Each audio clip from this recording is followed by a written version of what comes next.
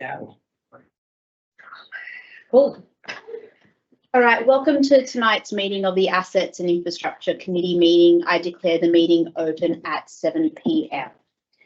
I'd like to acknowledge the Bidjigal people of the Eora Nation, who are the traditional custodians of all lands, waters and sky in the Georges River area. I pay my respect to elders past and present and extend that respect to all Aboriginal and Torres Strait Islander peoples who live, work and meet on these lands. So there's no apologies for tonight.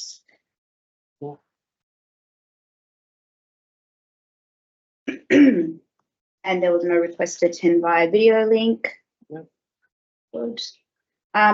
Notice of live streaming of council meetings. Staff and public are reminded that this meeting is being recorded for minute-taking purposes and is also being broadcast live to the public on council's website in accordance with section 5 of the council's code of meeting practice.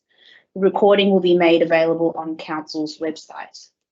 Code of meeting practice, the order of business is as shown in the agenda, which has been made available. Staff and public are reminded that this meeting is open. Doors to the meeting room are to be left open unless the meeting moves into a closed confidential session according to section 14 of the Code of Meeting Practice. Only if the meeting moves into a closed confidential session will the public broadcasting of the meeting be suspended. Council's Code of Meeting Practice prohibits the electronic recording of meetings without the express permission of council. Mobile phones must be turned to silent during the meeting. Yes, check that. All right, I don't think we had any disclosures of interest. Does anyone have anyone to move in that tonight? No? All good.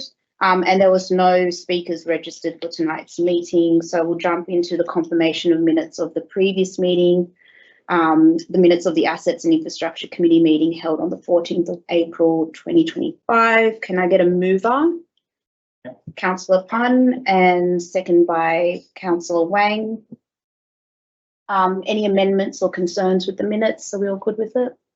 I put that recommendation of the minutes to be moved and second. Sorry, motion to be moved. Yeah. All in favour say Aye. Anyone against? Declare that carried. The committee report. So report of the Georges River Council Traffic Advisory Committee meeting held on 7th of May 2025. I move Madam Chair, could I request that we pull one of those items out, please? TAC 032-25, which is the first item on the traffic report. Yep. So what we'll do, Madam Mayor, is we're moving. So is everyone following that item? Just wanted to double check. So item TAC 032-25, Edward Street, Carlton, proposed parking restrictions has been moved out of the report. But then I'll put the following items from TAC 33-25 all the way to CON 016A-25 to be moved and seconded. I'll second it. Yeah. So Deputy Mayor Lou and seconded by the Mayor. All those in favour? Aye. Anyone against? Declare that carried. And then we'll go to the item that's been pulled out of that report. So I think Madam Mayor's proposed an amendment to the item. Yes, Did you I'd want like, yeah, if I could move that item with an addition of Part E, an amendment to add Part E to the recommendation, and I'll talk through the reasons behind that. So I attended the traffic committee with. Can we just get a second? Oh, sorry, yeah. Yes. So we've got seconder is Deputy Mayor Lou.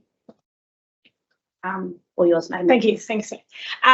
Yeah. So at the there were a couple of amendments to the recommendation at the traffic committee. We had a speaker in the public forum. So Part B had an addition at the committee, which was we added in that the council officers will further investigate a possible extension to no parking restrictions on the southern side of Edward Street once the development is fully occupied on that side. So that was made as an amendment at the meeting. Part C was made more specific in relation to what the technical recommendations were stating from the report, and the director has confirmed that is so the council notes that the current traffic and crash data doesn't support the installation of traffic calming devices for the full Carlton Edward Street from Tanner Avenue to Princess Highway, and the confirmation was that included things like speed humps, chicanes, or a roundabout at the intersection of Edward Street and Colvin Avenue. So that was the technical advice provided in the committee. The speaker spoke about previously was a 50-kilometre patch, was that what we're calling them, as a sign painted on the road. And since those developments have gone in, those 50-kilometre signs have disappeared. So the rep from Transport from New South Wales confirmed that that's just a maintenance issue to reinstall that to improve the safety. And Part D was added and you can see the wording is, and to look at other appropriate line marking along the street, obviously just to improve safety. So some of the discussion at the traffic committee was around the crash data. The current crash data goes up to 2023, and we did ask the question, how frequently is that updated? When do we next expect that to get updated? And the Transport for New South Wales rep indicated it was imminent. Is that correct? The director can confirm. And so the traffic counts in the report show there has been a tenfold increase in traffic on that street since 2018, and even greater in some areas.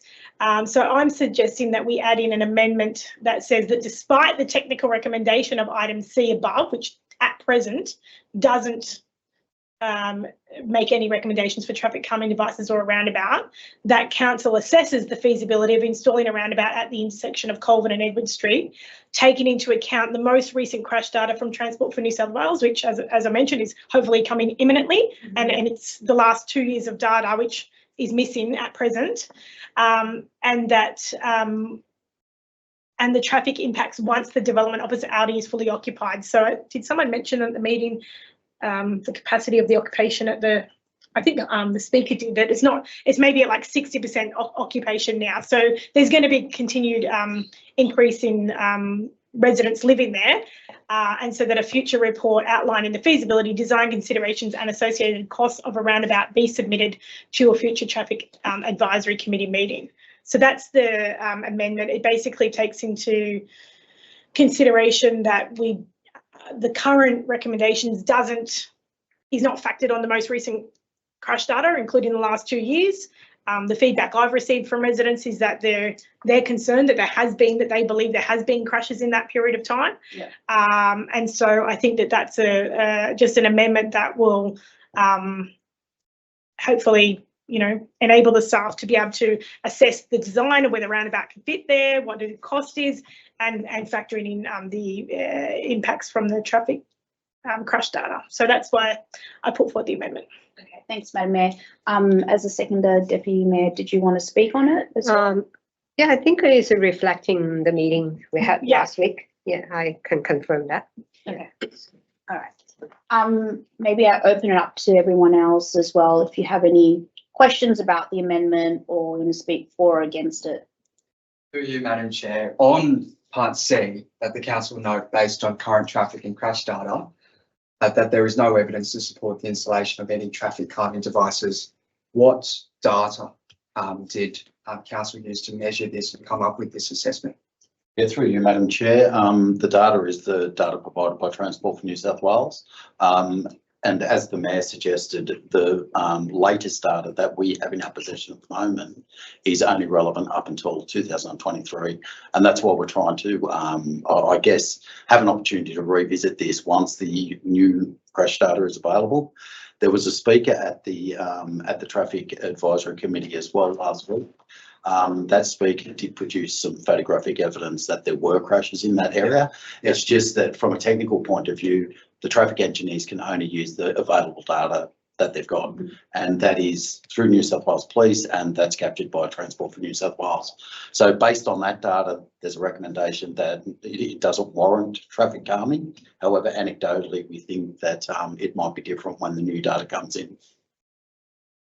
Have you got that understanding from department? We don't know what the new data looks Oh, like you at this don't- stage. you don't know the preview. No, it is a little bit late at the moment. So we should have had this new data months ago. Transport for New South Wales had suggested that it is a little bit late. So once we get that data, I'm hoping that we get an opportunity to just revisit. So let's say that data comes back and it's not in the statistics that the council then say warrants a roundabout, but we know that that area is troublesome. Can we action a roundabout being put there regardless of what data comes back, knowing that it is a problematic area? Through you, Madam Chair, the traffic engineers would make recommendations based on available information. So it needs to be a technical recommendation based on that information. And there is a formula that they apply for those traffic calming devices, including a roundabout. The photographic evidence that I did see of some of those accidents, they would have had to have been reported to police because some of those were quite serious. So we're pretty confident that the crash data is going to show that there have been crashes along that full stretch of Edward Street. The data which is in the traffic report certainly shows the increase in volumes because they've got traffic data from 2018, which was like 182 vehicle movements a day, and in the same spot there's now I think 12 or 1300 vehicle movements a day in that same spot 7 years later. So there's been a substantial increase in traffic volumes, and I think some of the It's been amendments. a long-standing issue that hasn't really been addressed until today. So Is there a reason why we're moving this now? Did it not come up at TAC on Tuesday? Through you, Madam Chair, it did. We had intended to revisit that based on point C. This just clarifies that, you know, Yeah. we're going to, I guess, revisit that roundabout at that location as well specifically. So It was, it's really just. it was discussed in the advisory committee, but wasn't sort of formalised into the recommendation, which is what I'm proposing here. Yeah. Any other questions? Anyone wants to speak against the amendments? No? So I will. So does the amendment just become part of the motion now? Just- Yes. So if you take out the amendment. Yeah. And then go down to your voting. Unanimous? Look, shall I have it yet? So everyone's been able to read the amendment, yep? Yep. So I'll put the recommendation to a vote. All those in favour say aye. Aye. Anyone against? Declare that carried.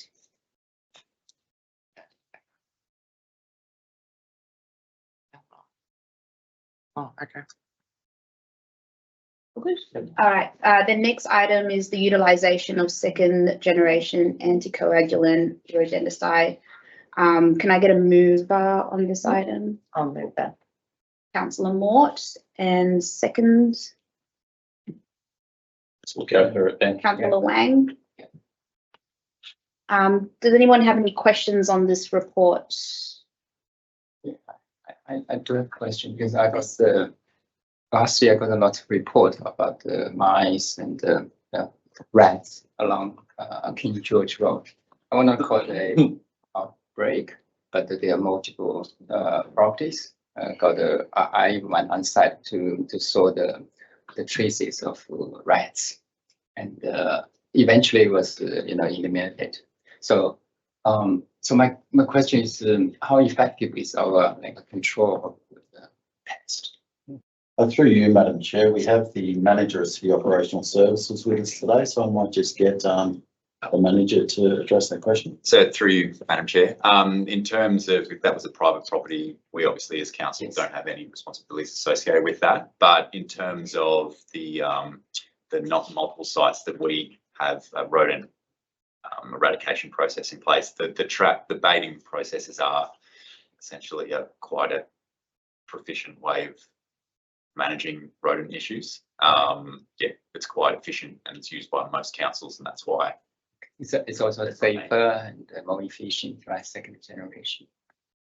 Yeah, the first generation to second generation is associated with the chemical compounds that are utilised. The second generation is the one that at this point in time is used by most contractors associated with this place. Yeah. Okay. So even on Forest Road and even around Hurstville Plaza, I got some complaints from the business about the mice and the rats. Yeah, I did get that. So it's so if they report, we just go to. I just want to understand the process. We go to investigate and put on baits or whatever. So how does it work? So through, I'm sure again. So yeah, we have contractors that we utilise to distribute all of our bait programs. So we would undertake an investigation of that site to determine the scale of the problem, Okay. where the sources of infestation are coming from, whether that be private property or public land. Yeah. And you know, it's associated with waste issues and things like that, which cause that. So we would look to do a holistic approach from council of getting our waste teams to have a discussion with the waste vectors if that's the cause. But we would then take it back to our contractors to determine and develop an appropriate program for pest management at that site. Okay. And then we would sign off on that and they would go off and do that.